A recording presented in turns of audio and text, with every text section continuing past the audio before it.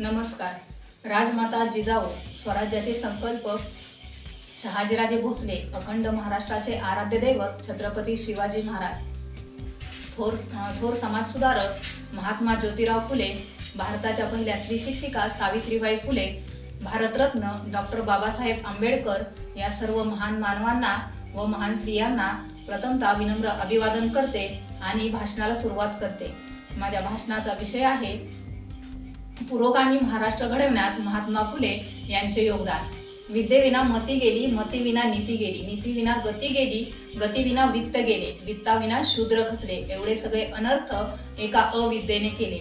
अज्ञान, अंधश्रद्धा आणि अत्याचार या सर्व गोष्टींमुळे समाजाचे किती नुकसान होते हे समजून सांगणारे महात्मा ज्योतिराव फुले यांचा जन्म पुणे येथे 11 एप्रिल 1827 रोजी झाला. महात्मा फुले यांना लहानपणापासूनच शिक्षणाची आवड होती. त्यांनी शिक्षण घेतले. मुलींसाठी पुण्यात मुलींसाठी पहिली शाळा खोलली. या शाळेमध्ये शिकवण्यासाठी सावित्रीबाई फुले यांना सर्वप्रथम शिक्षित केले आणि सावित्रीबाई फुले मुलींना शिकवू लागल्या. शिक्षणाची ही क्रांती ज्योती महात्मा फुले यांनी पेटवली. मुली शिक्षित झाल्या. महात्मा फुले यांचा जन्म झाला त्यावेळीची परिस्थिती व सामाजिक स्थिती ही अत्यंत अंधश्रद्धेच्या जाळ्यात जकडलेली होती. महात्मा फुले यांनी या अंधश्रद्धा, अन्याय आणि अत्याचाराला दूर करण्यासाठी समाजामध्ये प्रबोधन करण्यास व सामाजिक कार्य करण्यास सुरुवात केली. त्या काळी मुलींचे खूप लहान वयात लग्न व्हायचे व अर्थातच त्यांचा वर किंवा त्यांचा पती हा वयाने खूप मोठा असायचा आणि अशातच अकाली निधन झाल्यानंतर या मुली विधवा व्हायच्या. अशा विधवा मुलींवरती काही समाजकंटक अत्याचार करायचे. अशा त्या गरोदर राहायच्या आणि आत्महत्या करायच्या. या आत्महत्या पाहून व महिलांवरती होणारे अत्याचार पाहून महात्मा फुले यांनी मोफत प्रसूतिगृह सुरू केले. आपल्या घराच्या बाहेर एक पाटी लावली आणि त्या पाटीवरती सुस्पष्ट आणि ठळक अक्षरामध्ये लिहिले की ज्या विधवा, ज्यांच्यावरती अत्याचार झाले असतील, ज्या गरोदर असतील, त्यांना बाळंत व्हायचे असेल त्यांनी या घरात यावे आणि बाळंत व्हावे आणि आपले अपत्य ज्या मुलींना बरोबर घेऊन जायचे असेल त्यांनी घेऊन जावे किंवा ज्यांना नसेल न्यायचे त्यांनी ते इथेच ठेवावे. त्यांचे संगोपन व पालनपोषण इथे केले जाईल. हा क्रांतिकारी आणि समाजापुढे हा क्रांतिकारी विचार समाजापुढे महात्मा फुले यांनी मांडला. अर्थातच यामुळे समाजातील ना ताटमानेने जगता येऊ लागले. महात्मा फुले यांनी सावकारापासून शेतकऱ्यांची होणारी पिळवणूक पाहिली आणि शेतकऱ्यांना या पिळवणुकीतून बाहेर काढण्यासाठी गुलामगिरी, शेतकऱ्यांचा असूड यांसारखे झाल ग्रंथ लिहिले. या हे ग्रंथ जर वाचले तर आपण पाहू शकतो की सावकार आणि ब्राह्मणी व्यवस्थेतून जकडलेल्या समाजाला महात्मा फुले यांनी सडेतोड उत्तर या ग्रंथाद्वारे दिले आहे.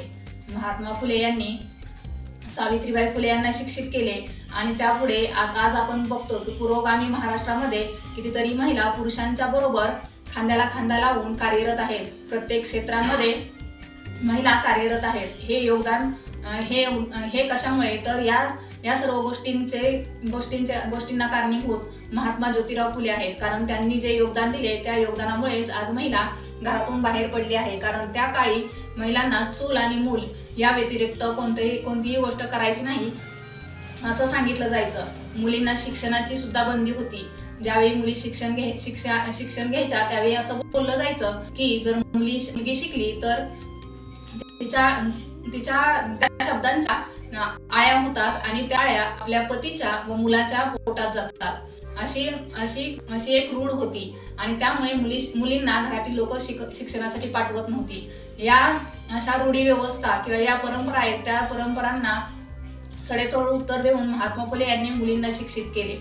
महात्मा फुले आज आपण बघतो पुरोगामी महाराष्ट्रामध्ये संभाजी ब्रिगेड, जिजाऊ ब्रिगेड, मराठा सेवा संघ यासारख्या पुरोगामी संघटना या कार्यरत आहेत आणि समाज प्रबोधन करत आहेत. कशामुळे तर ते फक्त महात्मा फुले आणि त्यांच्या विचारांमुळे.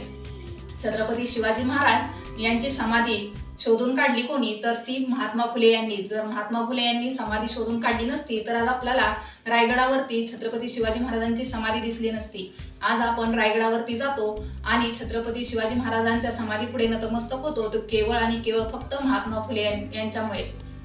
महात्मा फुले यांनी फक्त समाधी शोधून काढली नाही, तर महात्मा फुले यांनी छत्रपती शिवाजी महाराज यांच्यावरती पोवाडा लिहिला आणि कुलवाडी भूषण असा छत्रपती शिवाजी महाराजांचा गौरव केला. अर्थातच इतकं सगळं कार्य करत असताना त्यांना समाजातील काही कंटकांकडून खूप त्रास झाला, त्यांच्यावरती जीवघेणा हल्ला सुद्धा झाला. परंतु तरीही महात्मा फुले यांनी आपले समाज प्रबोधनाचे व सामाजिक कार्य कधीही सोडले नाही. उलट शेतकऱ्यांविषयी कळवळा वाटणारे महात्मा ज्योतिराव फुले शेतकऱ्यांसाठी खूप कार्य केले. अर्धांगवायू झालेला असताना देखील महात्मा फुले यांनी डाव्या हाताने सार्वत्रिक सत्यधर्म हा ग्रंथ लिहिला आणि समाजापुढे मांडला. महात्मा फुले यांचे लेखन कार्य जर आपण वाचले तर आज पुरोगामी महाराष्ट्रातील सर्व लोकांना पुरोगामी महाराष्ट्र घडवण्यात या ग्रंथांचा खूप मोठा मोलाचा भाग आहे. महात्मा फुले यांनी पुरोगामी महाराष्ट्र घडवण्यात खूप मोलाचे योगदान दिले आहे. आज महिला जर बाहेर जात असतील, ताटमानेने वावरत असतील, वेगवेगळ्या ठिकाणी उच्च पदावरती जर कार्यरत असतील, तर ते फक्त आणि फक्त महात्मा फुले यांच्यामुळेच.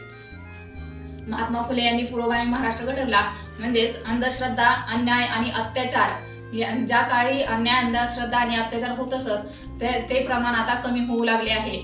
महिला शिक्षित होऊ लागल्या आहेत. अंधश्रद्धाच्या जाळ्यात न अडकून पुरोगामी विचार करून, वैज्ञानिक दृष्टिकोन, तर्कबुद्धी या गोष्टींचा विचार करून आज समाजामध्ये वावरत आहेत आणि तसं वागत आहेत. अंधश्रद्धेला समूळ नष्ट करत आहेत. महात्मा फुले यांच्या या योगदानापुढे व पुरोगामी महाराष्ट्र घडवण्यामध्ये महात्मा फुले यांचा खूप मोलाचा वाटा आहे. महात्मा फुले यांच्या या विचारांना व महात्मा फुले यांना पुन्हा एकदा विनम्र अभिवादन करते आणि धन्यवाद. प्रेक्षक हो, तुम्हाला आमच्या स्पर्धकाचा व्हिडिओ नक्कीच आवडला असेल. आता या स्पर्धकाला जिंकवून देण्यासाठी तुम्ही सुद्धा मदत करू शकता. या स्पर्धकाचा व्हिडिओ लाईक करून, तसेच स्पर्धकाला प्रेरित करण्यासाठी त्या व्हिडिओवर कमेंट करून, आणि हो, जास्तीत जास्त लोकांपर्यंत हा व्हिडिओ शेअर करून, आणि हो, हा व्हिडिओ शेवटपर्यंत पाहिल्याबद्दल आपल्या सर्वांचे मनपूर्वक आभार.